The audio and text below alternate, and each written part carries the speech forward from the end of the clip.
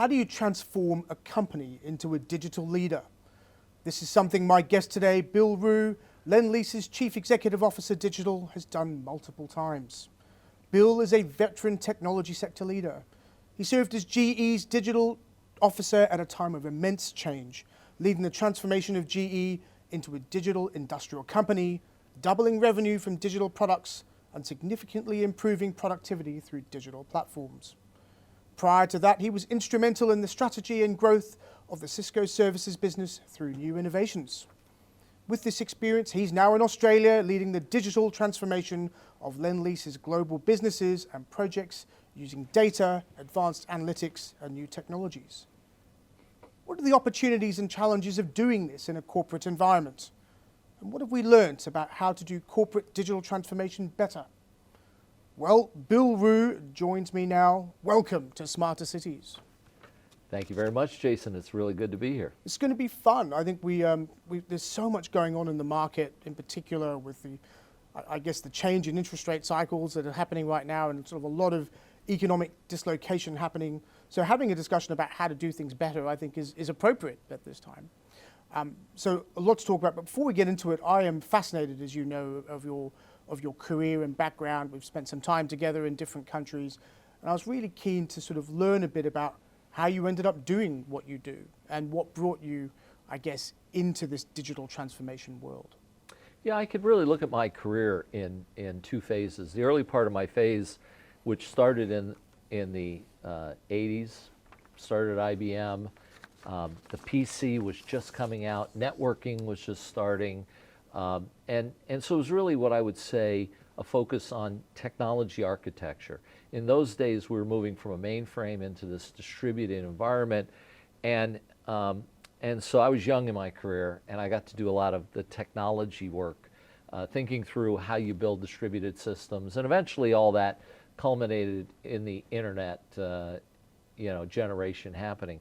What happened then, I'd say, is I went into my second phase, and my second phase was as I started moving executive ranks, and this started really with working at Software AG, moving to Cisco. It was about transformation, and the internet opened up this door for transformation. Before that, technology was in the technology realm in the IT departments and maybe a little bit in business. The internet opened up, and I think we all know this idea for it to be business transformative. And I happened to be at the right time in my career to get into transformation. And I think at Cisco, it really came together to me. That's where I wanted to focus, because at the time, John Chambers was leading the company, a fantastic leader, and he was really growing the company. I remember it went from about 19 billion to over 40 billion in revenue, and a lot of it was just expanding the capabilities we have, being number one or number two in every product line, every service line we were offering. And so that ability to see the transformation occurring in the industry really occurred at Cisco, and then that led to being at GE and Lendlease. But what is it about the sector in your youth that sort of attracted you to it? Is it something you fell into, or is it something you always imagined growing up that that's what you wanted to be doing? No, it's a interesting story. No, I like all things. I probably didn't listen to my father when I was younger, as I should have. And you and me but both. My father was convinced that there was something in this computer area. He was an engineer, and he was really pushing me to go into computer science. And just the way things worked out, I did end up deciding to do that, and I truly fell in love with it. And I can just remember my first class was programming basic, and I thought, this is the coolest thing ever. And of course, went on from there, and it just was the right time, because the early 80s, computer science wasn't that cool thing to be. It was a nerdy thing to be, and I grew up being a bit of a nerd. So when I got into it, it just so happened I was in the right place at the right time, and I could see this was the future. So it's one of the few times, I took my father's advice, and it, as usual, his advice turned out to be spot on. As fathers have that tendency. Yeah. I'm hoping that's the case with me, when my kids grow up, Yeah. but we'll see. I think it's fascinating. I remember going, in the 80s, when we had IT classes in primary school, we were on a specialist UK-produced computer called an Acorn. I And of remember course, it. back then, the Acorn was the educational computer, Yeah. right? And the internet really was in its sort of early realms. And the idea of open competition in the production of these things was sort of an anathema. The idea that anyone else other than the Acorn was going to be the right computer in a British school was the way to go. These days, of course, it's not the case. So I can see that period of jumping on megatrends is fascinating. So, I'm fascinated then, moving forward a bit into this idea of corporate digital transformation and innovation.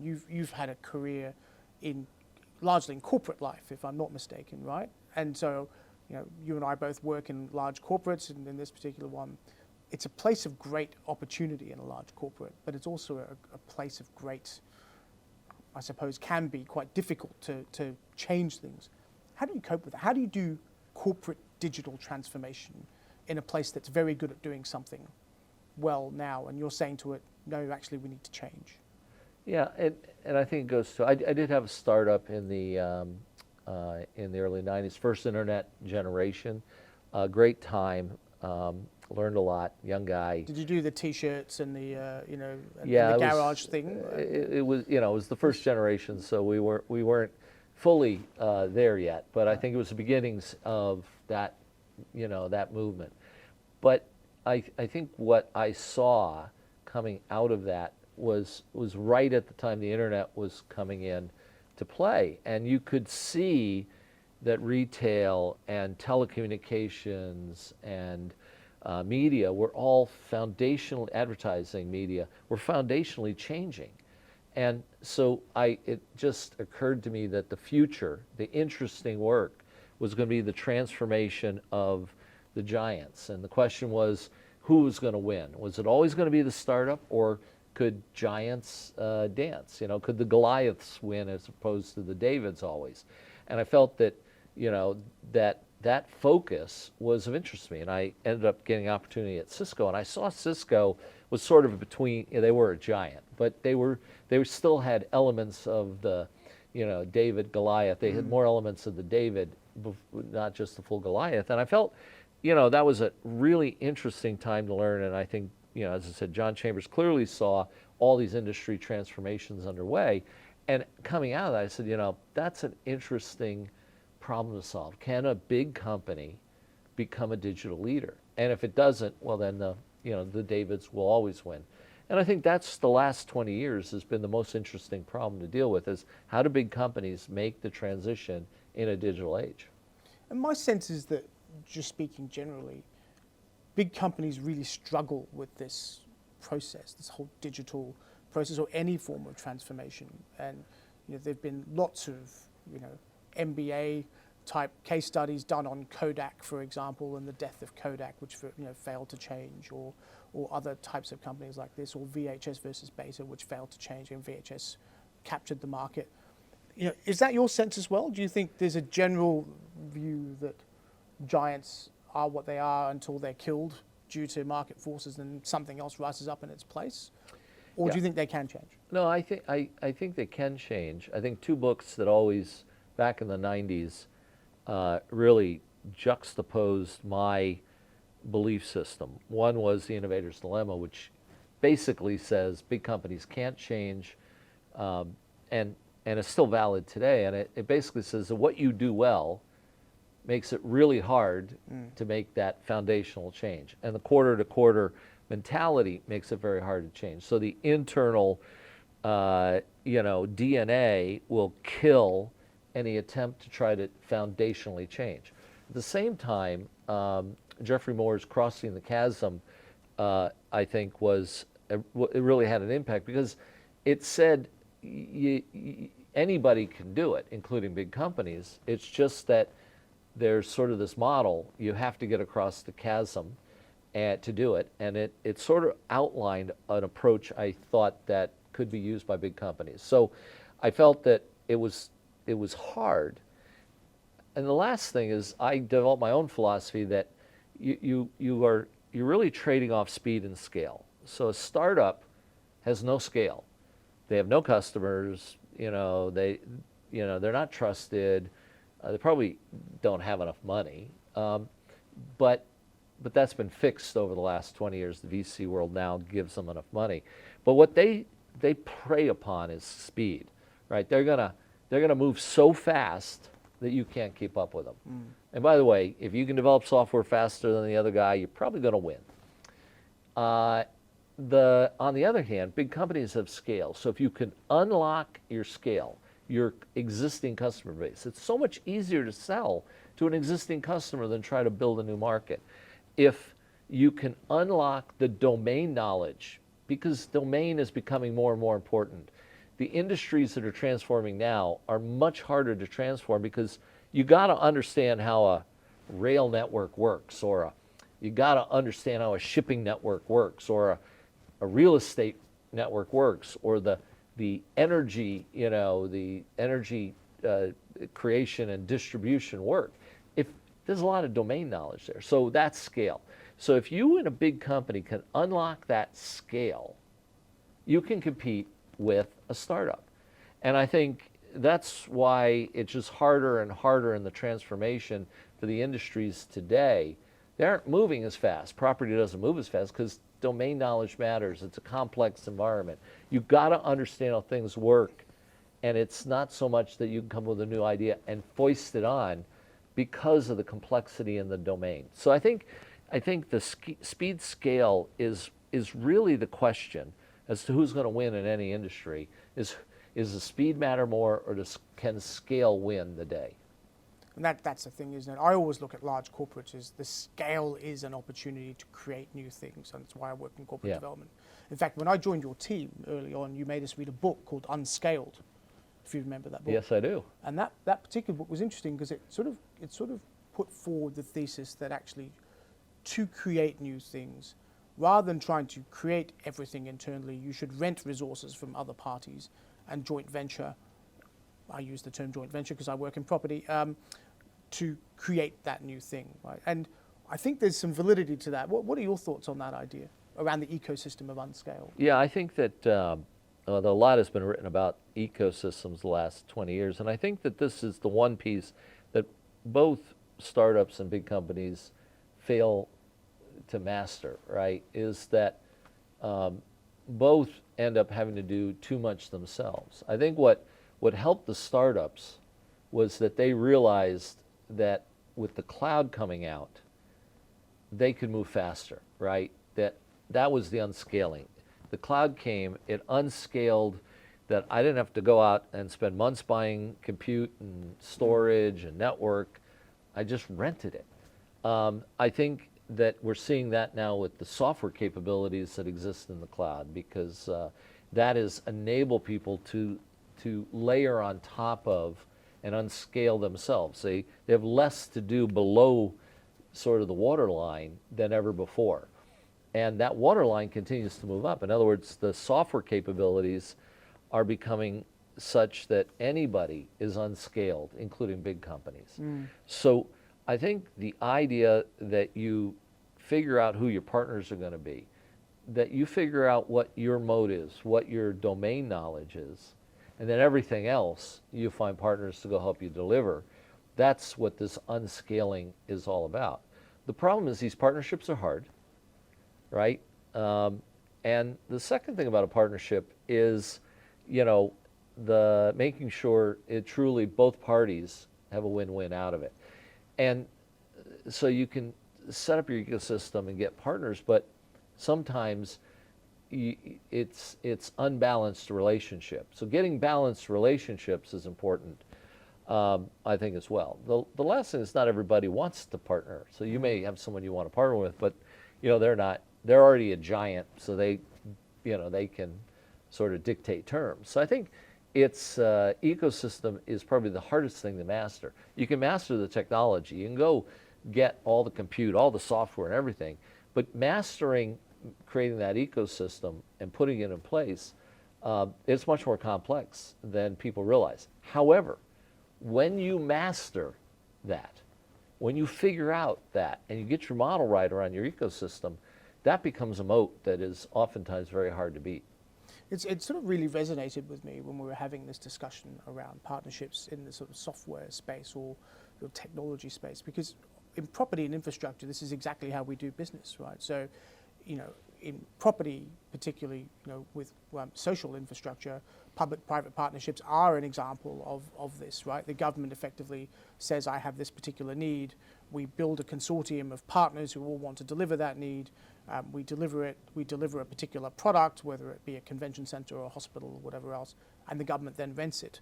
That is exactly the sort of, I guess, an analogy of unscaled. And same in property, we find joint venture partners in capital or other development partners to come in and do Exactly things. creating your ecosystem, isn't it? Absolutely. And at Lendlease, because we have several regions and we operate in very different cultural environments, that the nexus of those partnerships can actually scale, to use the term again, across boundaries, across international capital, international developers, right? So I think there was a very comfortable feeling with this idea that of the unscaled idea in the technology space, right? Are partnerships harder in technology than they are in property, do you think? No, I don't think, in general, I think partnerships are relationships. Let's start with relationship. To get a good partnership, you've got to have a relationship. The closer that relationship is, call it personally or professionally, the easier it is. When people know you and trust you and you've already done work with them, you're more likely to move that partnership ahead. And I think that trust probably plays as much in capital raising as it does in tech partnerships. So I think that's really what makes Silicon Valley work in many ways, is that everybody knows everybody. And the relationships, they aren't always great, by the way. There are people that are never going to partner together. But the fact is, what you see in Silicon Valley is that people tend to come together pretty quickly because those relationships are very tight. And that's why Silicon Valley has not been easily duplicated anywhere else in the world, because I think people underestimate that having 50 or 100 or 500 startups isn't what makes the Silicon Valley. It's those relationships, the ability to come together, to deal with the unscaling, to get your capital and your technology and your go-to-market aligned much more quicker than you could otherwise. I mean, you can't do that anyplace else. Arguably, you can do it a little more in Seattle these days, but once you leave Silicon Valley, Seattle, it dissipates quite a bit. There's, the rest of them become dwarves because they just don't have that sheer volume of relationship, technology, unscaling capability, and the trust, because I used to work there and I know this person, and I think people underestimate that. Now, I think that, again, there's a few additional areas, but everybody wants to have an innovation hub. Well, I think it's so much about getting the tech there, they forget. Yeah. But what really is all about is those relationships. And by the way, I think the other thing is, it's not just having tech. You got to have certainly technology relationships, but go to market, and you need capital relationships and mentoring relationships. And it's a lot of things coming together, not just, a bunch of startups in the same place. I think that's so true. The whole innovation district conversation really does miss that element of it, which is people-to-people contact. And I was determined not to really talk about COVID on this podcast today, but I'm going to, because do you think that COVID pulling us apart, putting us online, has impacted that building of relationships? And I ask this question because coming from a background now of basically being the guy who helps drive relationships and build partnerships, I just don't see how you can do that and create new relationships online. Yeah, I think it's a mixed bag. I think on one hand, let me say, I think we've all seen this. Like, you're working at home, you get up in the morning, you start earlier because you don't have the commute. I got more calls in every day, and not like phone calls, but that video interactive chatting session that was so productive that I reconnected with people who I used to wait, I'll be in New York, let's get together. But you knew them already. I knew them already. Yeah. You're right. and so for the existing relationships, it was fantastic. Um, Now I did find, however, now that I'm traveling and going back and seeing my teams in various locations and meeting people live, the new connections are only possible through that physical contact, I really believe. And the second part of that is when you when you when you don't get to see your people and interact with them physically, there is something missing because it's more of a transactional dialogue rather than a creative relationship building dialogue. And I think so.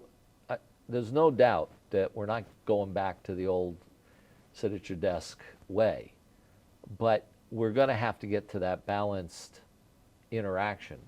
And I think this goes back to the workplace of the future is not going to look anything like the workplace of the past. And I think, we're already starting to see by the data that when people are coming in, there's more than one persona. It used to be one persona. Literally, you came to work and that was that. Yeah. But we got new personas, and I think we're going to have to adapt to that. But I think there's no way that a full virtual experience is the future. I think it's got to be that combination. I agree. Well, you and I were never at our desks anyway when we were here, so it seems to.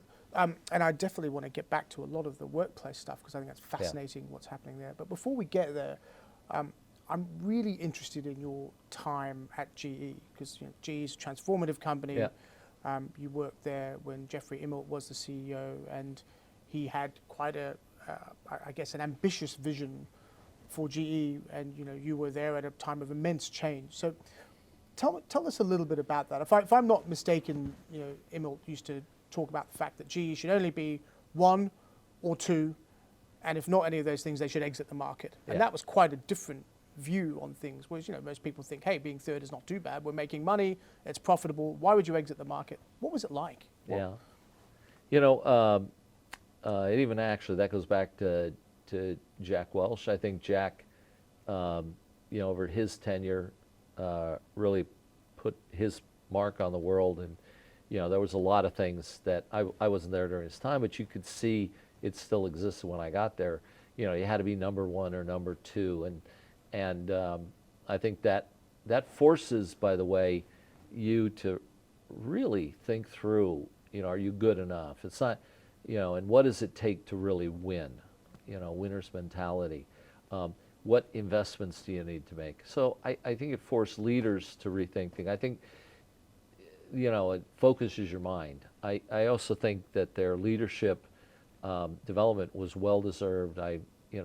The leadership at General Electric was by far, the best people in the world, and it deserved its reputation for that.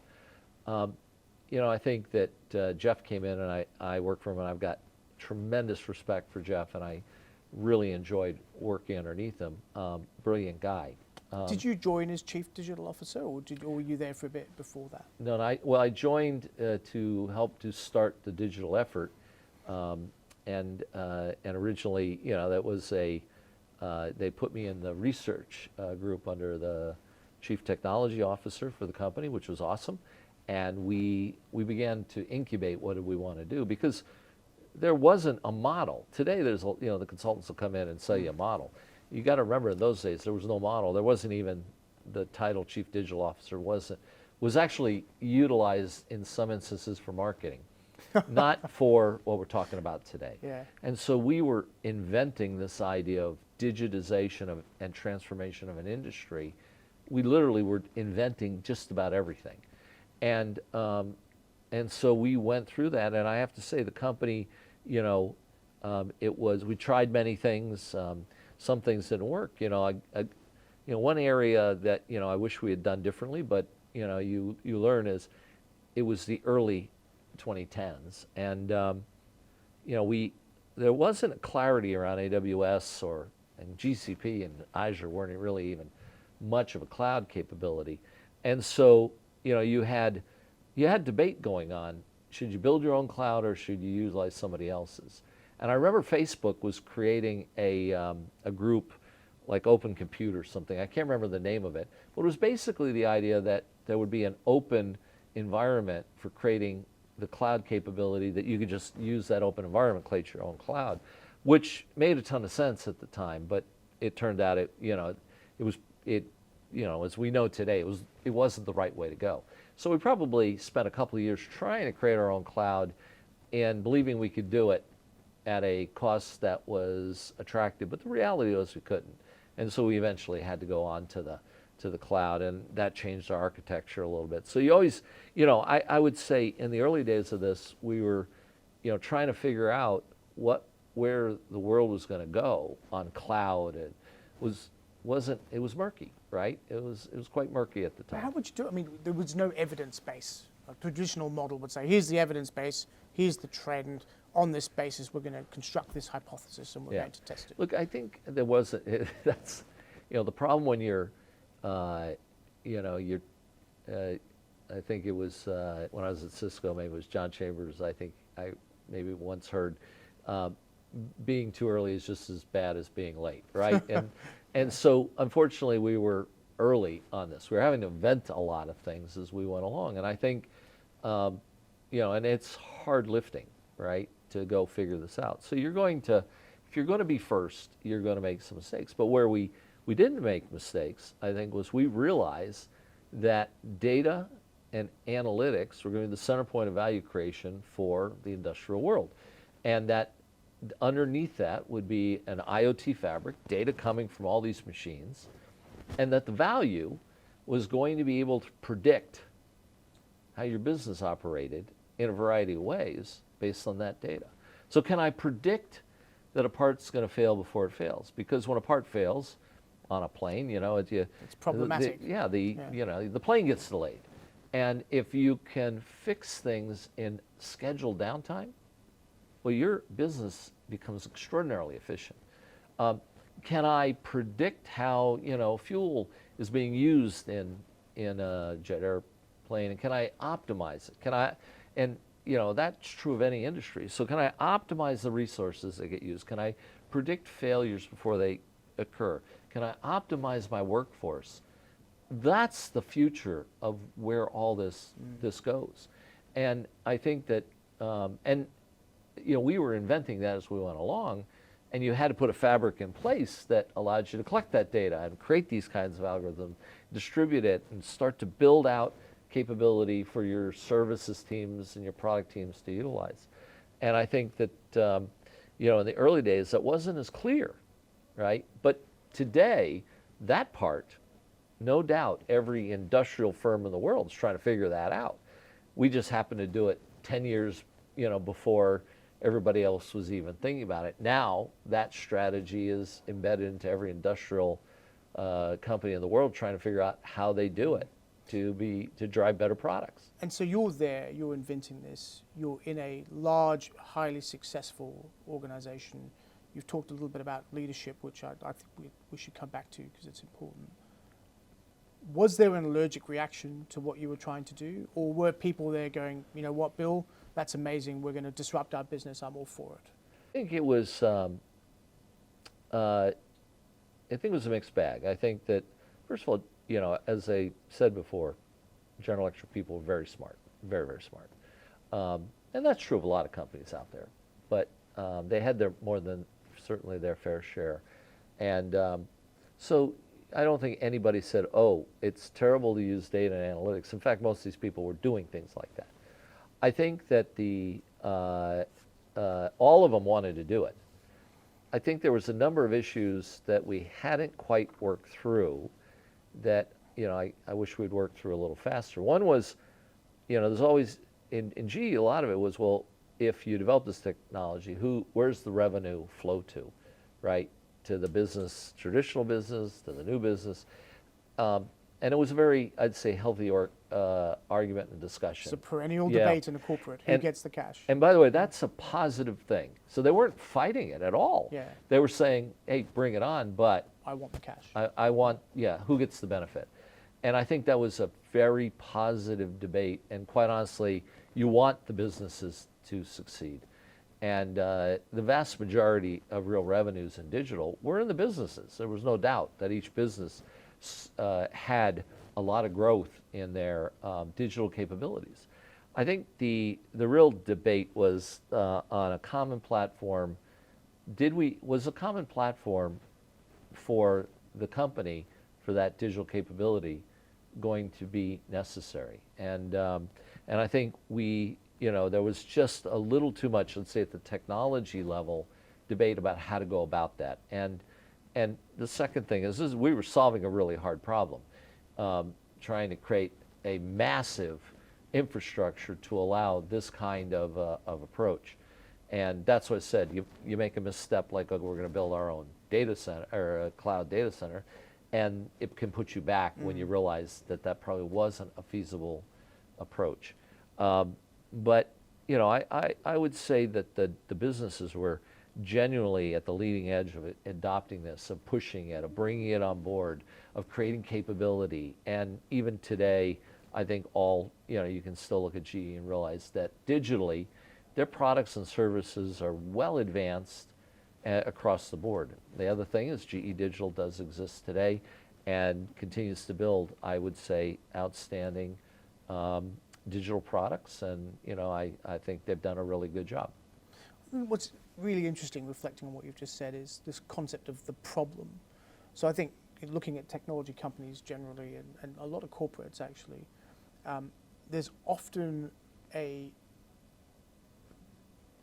vision or view of a product first and then customer second, or product first and problem second. We'll invent this and then it will solve a problem, but we're not sure what that problem might be. Whereas realistically, traditionally, when you look at things, it should be, what is the problem? Now, how do I solve it? Is that your sense? Yeah, I think there's a few, let's call them luminaries, visionaries, creating startups in the world, and that's the Steve Jobs and the Elon Musks, and they can afford to just blow up the way people think, right?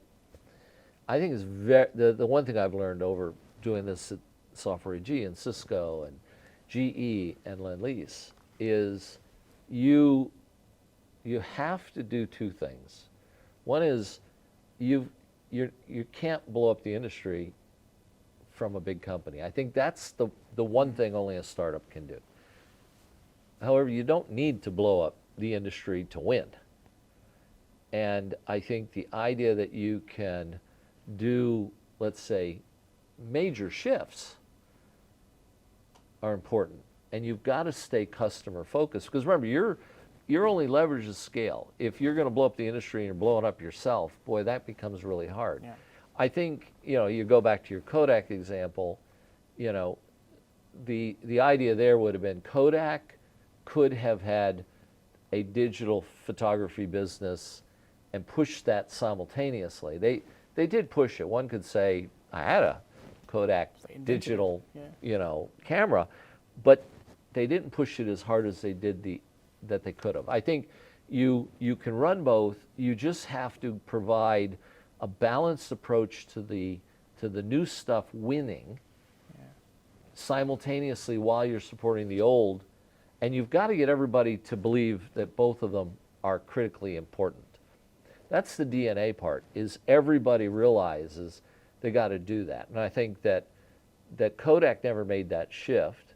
I think GE was making that shift, and people recognized their business trends had to incorporate digital.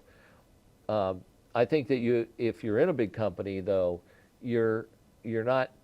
You've got to figure out how to incrementally deliver to your scale, and even your customers aren't ready for this foundational change. And I think you're not going to be given the runway if it's 10 years before the industry accepts it. So why not have the 10-year view, but incrementalize your way into it? And I think people struggle with that because they want to be the Steve Jobs of this industry and make that happen and do it in a big company. And there's just not a lot of good examples of that happening. There's examples certainly like what Elon Musk has done. With that said, I think big companies have to be able to to focus on the customer, make sure that they put that digital group in play and they wrap it warmly and don't let it get consumed by the old business like Kodak did, so that they get pushed down.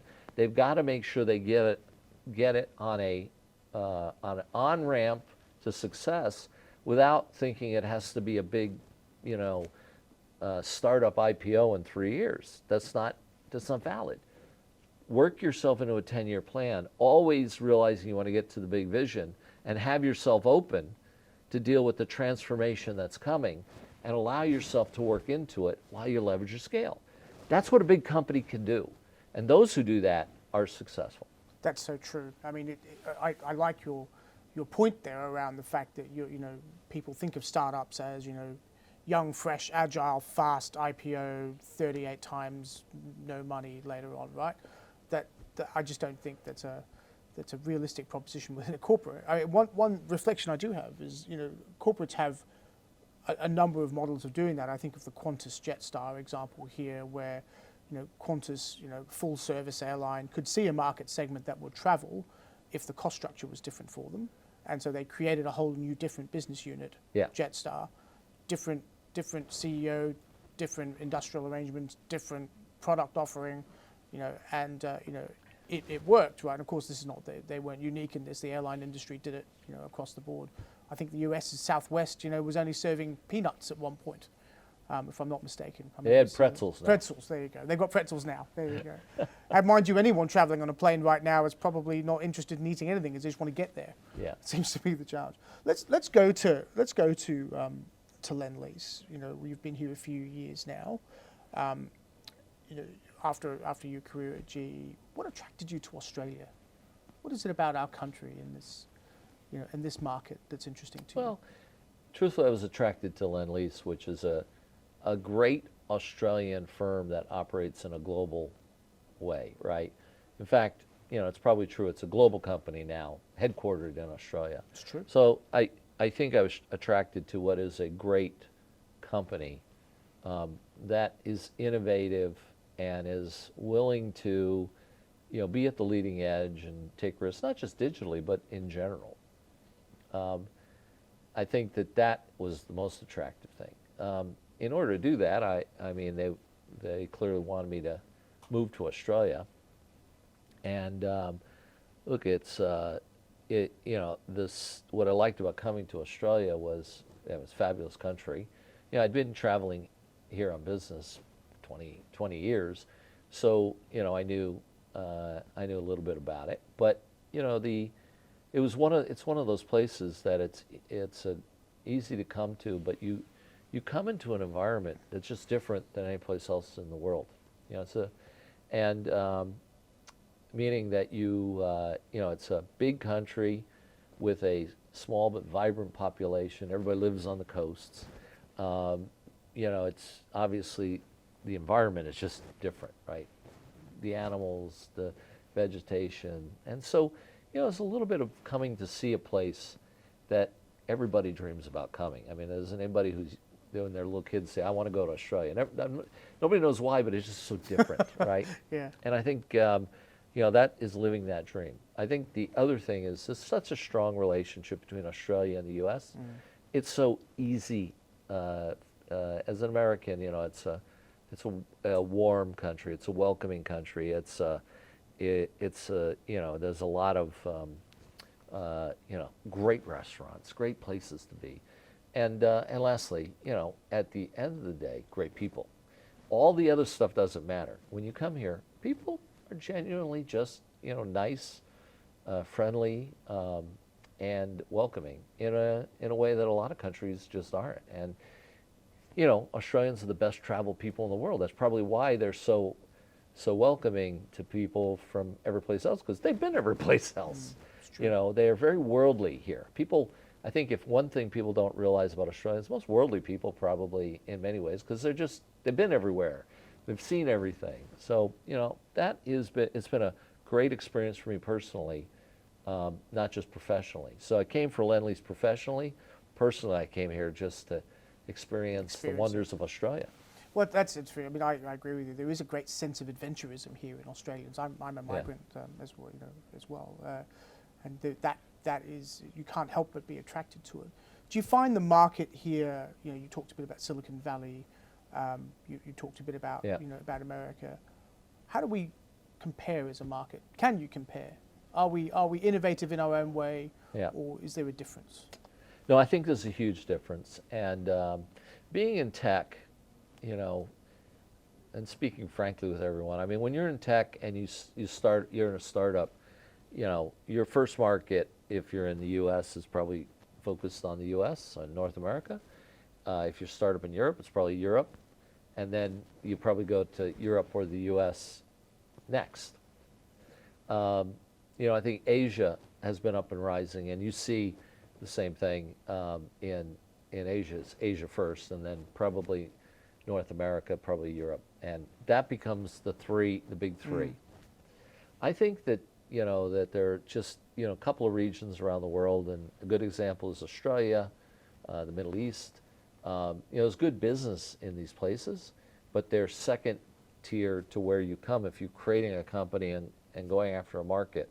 So I think it just struggles. The one thing is Australia struggles from being, a smaller market that you'll get to eventually, but you're not getting to first.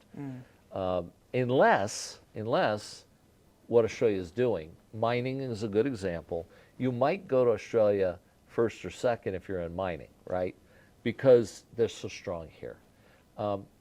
It is strong in construction and real estate, right? I mean, it punches above its weight for sure. So being in real estate, that's why I was interested in coming here, because I felt that Lendlease has the ability in Australia to really make a difference, but the ability to take it out globally as well. So I think that it struggles from being a smaller market, and people usually come here second, right? Second tier. But it's not the only one. There's a lot of places. There are other places like this. And I think the last thing I would just say, however, is that it's easy in some ways to do business here, because if you get into if you got genuinely 5 cities, if you can do business in 5 cities here, you can do really well, right? And so you aim at the good news is when you're in Sydney or Melbourne, there's such a density of capability, and I think people miss the attractiveness of the density of you can get to 5 cities and you can really make a difference here. That's one thing I've seen that makes it an interesting market. That's a very interesting perspective. I mean, from an Australian point, I think we look at the world as an opportunity to create business for Australia. So really, as you say, we're a small market. We're never going to be able to dominate ourselves. Like, we're not going to be able to sell only to our own market. And this company is a great example. Having developed strong real estate capability, strong construction capability, it then looked further ashore. Again, that sense of adventurism has sort of come in. So now 14 cities, a lot of Australians in our businesses overseas. There's a sort of talent factory here for real estate in Lendlease that I think is sort of now being exported overseas and to other companies. I might add several of our former senior executive colleagues are now running other companies and talk fondly of their time here. So I think that's good. Just into the corporate a bit more. So one of the conversations I've always been interested in with you has been, because in addition to your digital role as Chief Digital Officer, you also look at corporate IT. Yeah. And those of us who suffer corporate overheads and are used to them and worry about them, always look at IT as part of that. Yeah. But you have a different vision of IT, really. I remember having a conversation about IT actually being something that adds value, is accretive to a business, that is a corporate weapon. How does that view manifest in a corporation? How do you change the culture of an IT department? Until I went to GE, I never really, never worked in or was part of or led a IT department. That wasn't my career choice. I was product, service, customer-facing, technology. And but what I discovered at GE, going back to lessons learned, is that you're trying to go on this digital journey. If you don't somehow bring the IT group along, 2 things happen. One, is you have haves and have-nots, right? Because the IT department, oh yeah, you do this stuff, you don't get the exciting stuff, you get the less exciting stuff. But quite honestly, they think of every day about driving that more exciting stuff, and it's not separable. The second thing is that if you're not careful, they can compete with your digital activities, and that's not good. And I discovered that at GE, that you really have to think about a total digital experience in a company that starts from your IT organization and goes up, that they're not separable. And if you're not careful, you're not going to get enough out of it. You're going to duplicate, because you'll have digital guys building infrastructure that the IT guys already have, or you got the IT guys saying, okay, well, we can build that application just as well, but we'll do it differently.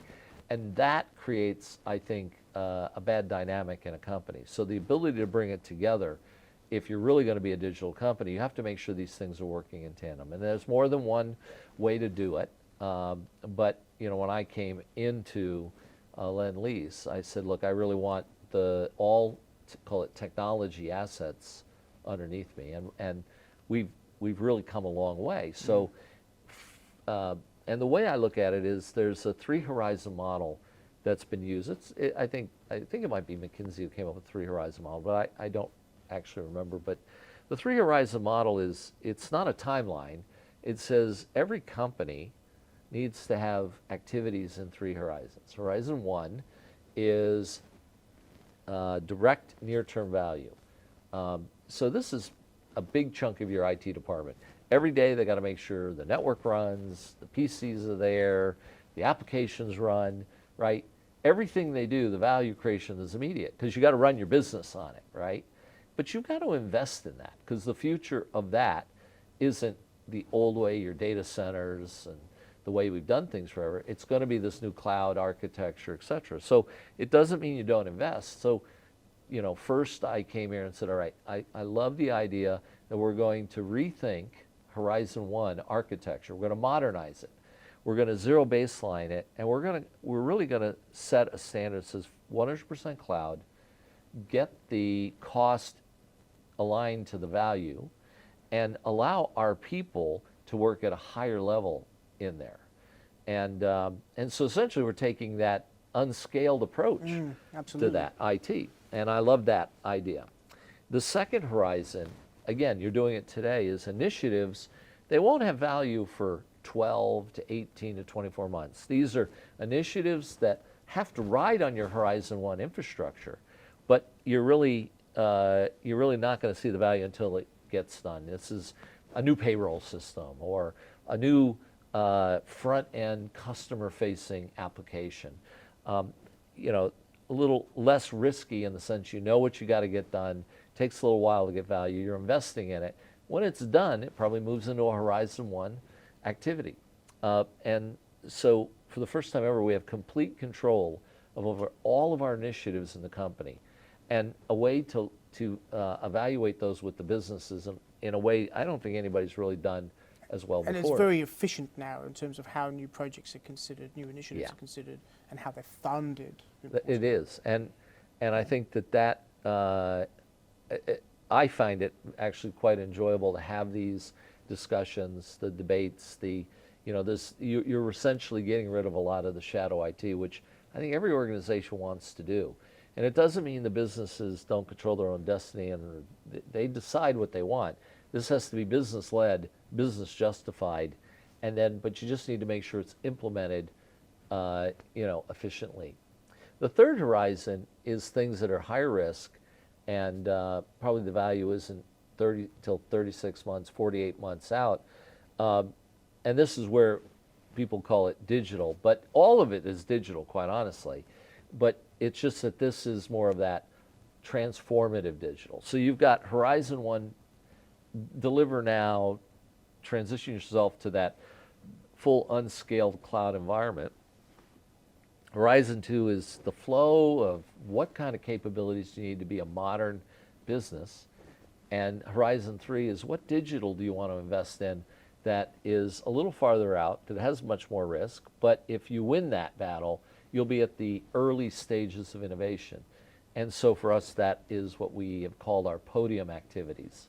And that's a great segue into Podium, Bill, because that Horizon 3, I think, has been what has excited Lendlease. It's the opportunity of transforming the way we approach our construction sector, the way we approach real estate. You know, I think one of the great realizations is that while the world has changed and innovated and costs have come down in many areas, construction still seems to be one of these areas that hasn't really transformed that much. It has transformed a lot in many areas, but not overall in cost structure. And the same, I think, generally for for real estate. And you've been quite passionate about the sector, visualizing how you can develop a building, for example, and using digital twin, for example, as an example of that, right? So this is our opportunity really on Horizon 3 around Podium. What's your view of Podium? Like, what, you've got a couple of products that are now ready to come to market. Yeah. What are they going to do for us? Yeah, we when I got here 3.5 years ago, there was a real vision around the change that was going to happen in the industry, and there's a lot of buzzwords that people throw out: design for manufacturing, the idea of digital twins and generative design, and I think autonomous buildings, and I think we really did establish that vision for where the world's going to go. But that vision is 10 years out, and our industry moves extraordinarily slow, so that makes it really, really hard. And I think as you know, the road is littered with startups, well-funded startups who have tried this and just face planted, right? Run out of steam. Yeah, right. I think one thing I've learned over the last 3 years is and this gets back to the domain knowledge, the complexity of the business of putting together a development and then operating that development is much higher than everybody realizes. And so, everything sounds good on a piece of paper like DFMA and generative design, but how that technology is actually going to get utilized, who's the customer, and this is the real problem. The person who gets the value and the person who's the customer, some of this stuff isn't the same.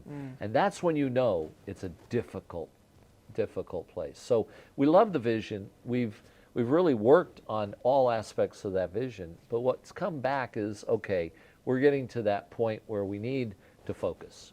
And the two areas that we've decided to focus on is, the first is this idea of how we provide what actually the government of Singapore has created, this idea of an integrated design and delivery platform. And that's essentially, we share that vision, which is, how do you have a platform from the developer through working with all the architects and engineers to ending up with a design that you can construct. So the construction world has BIM. BIM is their ERP, right? The development world doesn't have their version of an ERP. That's what this is. It essentially is the ERP for the world of development. But it turns out that world's complicated. You've got a lot of people all working together to come up with a design, and we all know the design always doesn't quite fit right. It's not designed for manufacturability. There's generative design tools, but they don't work together in tandem. So for us, it's really the idea of a podium for development. We see this idea of a ERP for the development community, where they can all collaborate, work together, where they have the ability to have their generative design tools, whether they buy them or whether they have their own, or whether they can use bolt what ours. into the system. That's right. An open environment for generative design, an open environment for DFMA, an open environment that allow it to work and feed into BIM to allow the BIM process in the construction to take place. But that idea of really creating that development ERP, and I don't necessarily like that word ERP, but I think it's easy to understand, is what we're trying to do. But you're saying that Podium for development works with BIM. It's not looking to replace BIM. No, I think the original vision was, you could replace BIM, but of course we've learned a lot. And the fact is, no, it's not trying to replace BIM at all. In fact, It's not trying to replace products like Revit. You'll have design tools, and those design tools will produce designs, and we want to bring that in. What we want is the ability for all design to come together, no matter what tool you're using, and then you can create a fully integrated digital twin. You still want to get to a digital twin. Absolutely. That's where the platform is. It's allowing you to get to that digital twin by pulling all this together.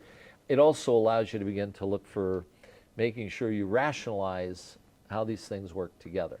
I think so for us, one product in Podium is Podium for Development.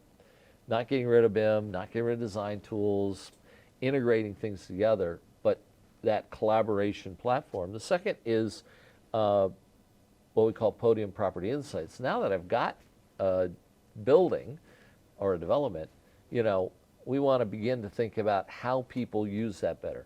There's a lot of tools to figure out how to make the building more optimal. That's not the interesting thing.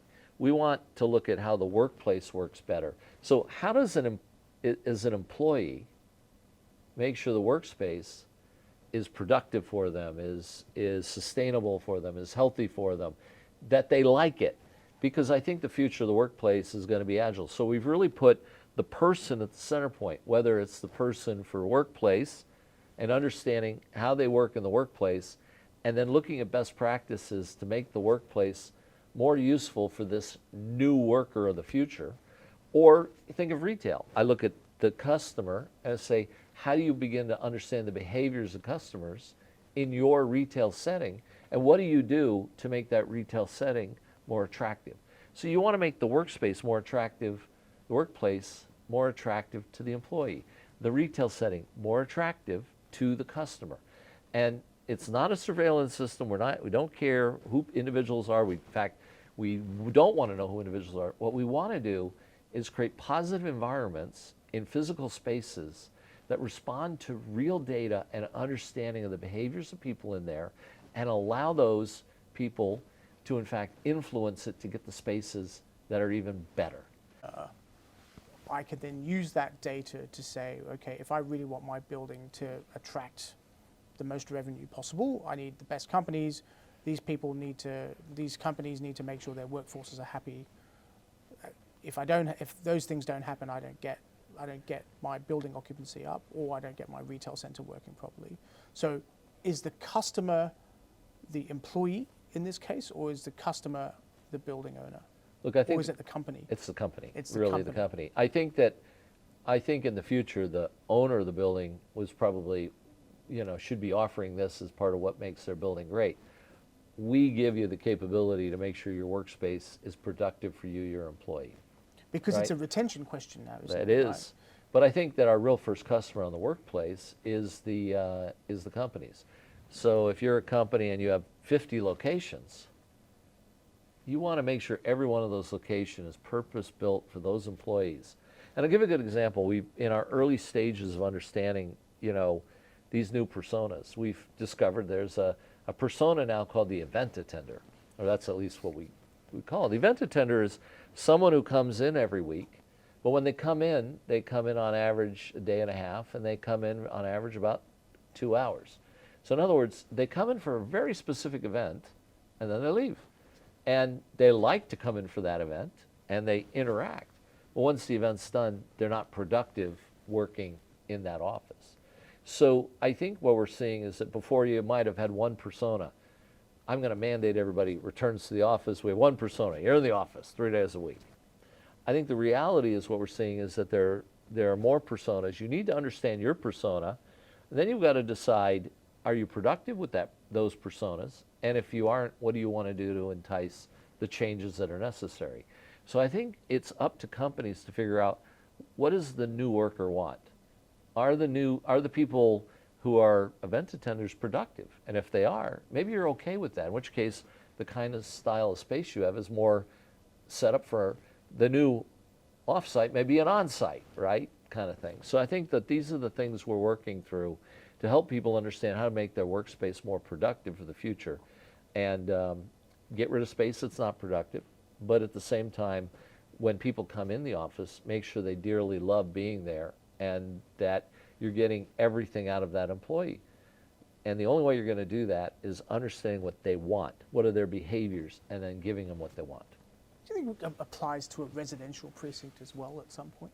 I mean, we're looking at office buildings at the moment, and that's an incredible thing. Yeah. But surely in designing residential communities, this sort of data would be important. Yeah, you know, this is where our domain knowledge at the company at Lendlease is so important, is that when you think about what I said, what we discovered, the same algorithm to look at behavior of employees in space, we just think of it as behavior of people in space. So the same algorithms work in retail. The same algorithms can work at a sporting venue, a fan. The same algorithms, quite honestly, could work for a patient or a nurse. Is your layout as productive? Is the way you're working as productive? Are they happy? And do they have better ideas than you do about how to make it more productive? But if you think about it, it's exactly the same for a precinct. How do the residents feel about that precinct, and how do you make that precinct more attractive?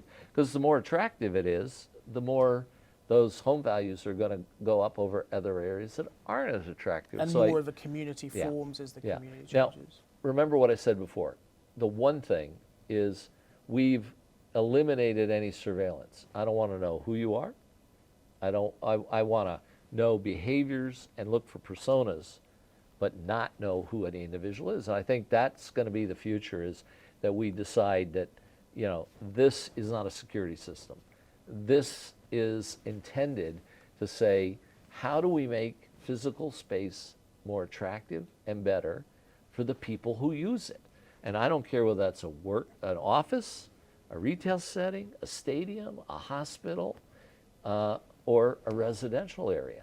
Once you start to do that, you start to change the nature. You invest in things that the people want based on the behaviors and what the data is telling you. The place then becomes responsive. You know, it's fascinating because, of course, you know, as a developer, we put so much effort into researching a precinct. You know, we will do market research, we will do surveys, we will do all that, and even then, even though, you know, we create some incredible places, you could argue that, you know, maybe they're not as precise as they could be, and you change them over. You know, this whole conversation has been about how you digitally transform the way you work, or how you digitally transform, you know, a company. This is a prime example of that, is it not? Is it not the evolution of how that? And the way I think about it is that we're moving into a new future of agile, which is we need to think of our physical space as being agile physical spaces. And what do I mean by that?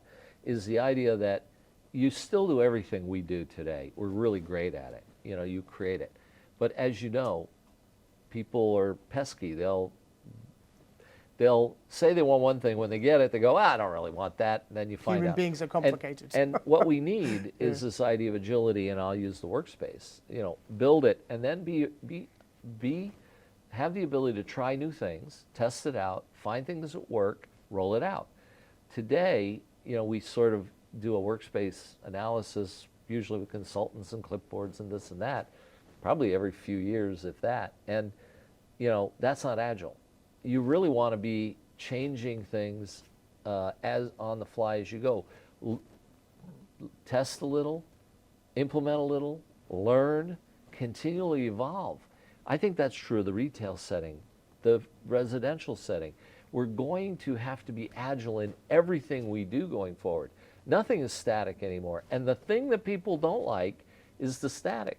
I got this fixed desk. It's bolted to the floor. I'm going to sit there every day and stare at my teams.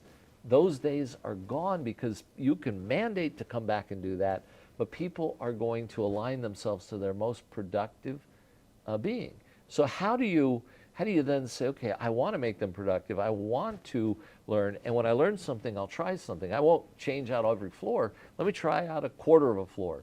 And if that works better, let's roll it out. I think that idea of agility and recognizing that data will drive our decision making, and we're going to have better employees, happier employees, healthier employees. Same thing is true with the customer, happier shoppers. That's the future, and it goes to every physical space. What I like being a Lendlease, we have so much domain knowledge that is going into these algorithms. It just makes us, it's hard to compete with that, right? Well, yes. I mean, and I think what's even more interesting is our customers, particularly in our office buildings, are facing a period of time when the workforce is asking for them to change. And so, so many of our tenants, I've spoken to them at senior levels, they're worried about their young workforce who started growing up during COVID. They're quite used to digital online work, and they don't, they want the different things that satisfy them. Yeah. And how do an employee survey isn't going to give you that data, right? I'm going to pump out a survey, tell me how I'm doing, we all do it. That used to be enough. And I'm not sure that they feel that that's enough now. So the things like Podium Property Insights are critical, I think, in us being able to help them Absolutely, with their workforces. absolutely. I think you're spot on. So when I think about Podium, we've got one case we're aiming at the developer, the architect, the engineer, the design consultants, the suppliers, all working together on the design, using analytics and data in collaborating in new ways that brings together what they do today, but brings it together into a holistic approach to getting that digital twin. So everybody plays their part, but all comes together. And in the end, the developer then has that end product, push that out to BIM, and automate more and take that forward. And then once you've got these great places, how do you put the person at the center, in whatever the space is, and allow that space to continue to evolve, to be the most attractive physical space in the world? And then, by the way, all that data comes back into every new design that we start with to say, hey, we just learned these 5 facts. It's a virtuous circle. It is a virtuous circle. It goes back to that whole Yeah. unscaled ecosystem Yeah. that we were talking about. Fascinating. We'll have to end soon. It's been an absolutely fascinating conversation. But I'm going to leave the last word to you. If I was to ask you, as a company, as a country, as a world, 3 things that you would love to see that we could be doing better in this space, back to this idea of scale and corporates being able to digitally transform, with all your experience, what would they be? I think that the first thing I think that's important around all this is that we have to figure out how to create what other industries have, an ecosystem that allows everybody to still do the work they're doing today, but participate together digitally. I think the really, it goes back to what I said, Podium for Development. The hard part is getting people to collaborate and work together. Today, we're still sending files around and even physical documents, in a way that is so disconnected. I printed something off today. I really believe that, and by the way, I really believe that while we're at the lower end of adoption in our community, in our industry, I'm finding the people working on all this, everybody agrees there's got to be a better way. I think the thing we've got to do is make sure that everybody can play their part and win, and that we're not trying to get rid of to totally upend the industry, because I don't think that's possible. It's just we've got a complex problem we're always solving. How do we simplify how we all work together? So the first thing is how do you make sure you're coming into an ecosystem? Love to see people joining our ecosystem and being a part of it. Hopefully we can create something where that openness and ecosystem play, I think.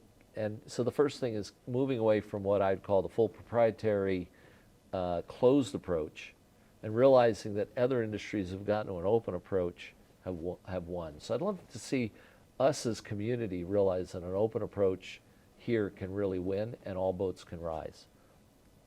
I think the second thing is that I'd love to see this idea where we bring the suppliers, and we all talk about DFMA, but I really love to see where the suppliers and the design are working a lot closer. I think the distance between the suppliers and design is a huge chasm.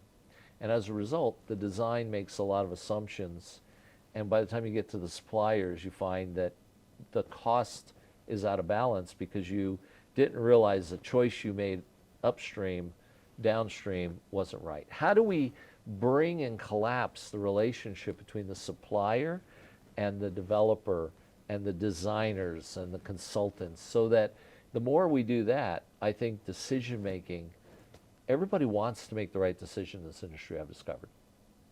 They can't because there's a lack of knowledge about something, so they have to fill it in with assumptions. How do we make it easier for that knowledge base to really allow us to do what the semiconductor world did 30 years ago in their complex designs?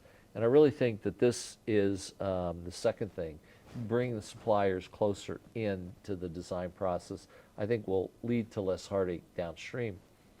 I think the last thing is that we've got to make sure that we have some idea about data and data governance and data ownership that is very positive coming out of this. Meaning, I still see a lot of people, using video and other IoT devices more for surveillance, about the individual. And I don't think that's going to fly. And I think we need to realize that we're going to have in every place we have more video, more sensors, more capability. But we probably need to make sure that we think about that in the sense that our goal isn't to necessarily know you as an individual, unless you are part of a program where you opt in. In other words, everybody get full choice. We've got to really think about how we utilize this data in an ethical way going forward, because if we do, we're going to design better places. We're going to make ourselves more agile. So I really think that, again, this is the community coming together and realizing that there's a lot of data in our environments. If we all figure out how to operate more effectively with the data, we're going to be better off. If we are careful about how we use it and respect privacy of individuals, we're going to win. And we're going to go from being last to first, I think, if we think about those three things in the future, that we will be the best data-driven, automated industry on the planet if we're willing to work together in those ways. It takes a village. Well, Bill, one of the things I enjoy working with you is the fact that you have this forward view and thinking around these things. I think it's a really interesting and challenging opportunity ahead. So I wish you all the very best with these initiatives. We're right behind you. Bill Rue, thank you so much for being part of Smarter Cities. It's been great, Jason. Thank you.